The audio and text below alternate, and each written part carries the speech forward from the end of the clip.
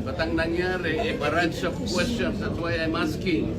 Bakit natin ginawa yun earlier? Are we not already respecting a tradition well kept by this House? Respect tradition. Hindi nga, pinagtatanong niyo siya eh. Meron pang There pratinela, was whatever. no That is motion disrespect to the introduced. office of the President, Vice President. On Kung the ano record. pinagtatanong niyo sa kanya eh. This question never happened before. That is the one I'm explaining to you. It did not happen before. Now, ang tanong ko po, ba't nangyari po nung nangarat, nangyayari na naman ngayon? We are talking of the office, not the person. Motion was introduced. You may not like the person, you may not like her presence here, but you have to respect the office of the Vice President. That is all.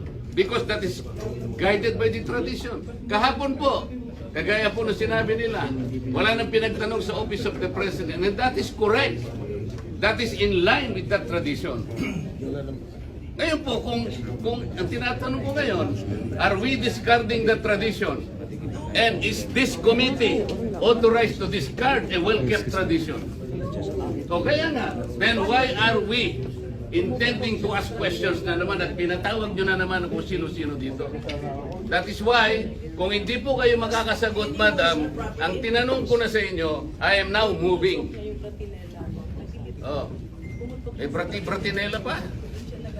Saan po kayo nakakita ng gano'n? This did not happen anytime.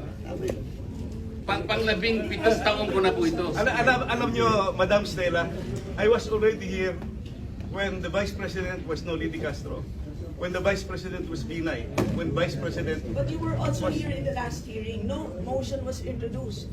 Yun na nga, kasi question na kaagad eh. Walang man lang... We can read the records. No, he did not introduce Kaya nag-motion siya ngayon. But it's Parliamentary Yung muna. status, Parliamentary muna. That is just, the first thing is, that is the manifestation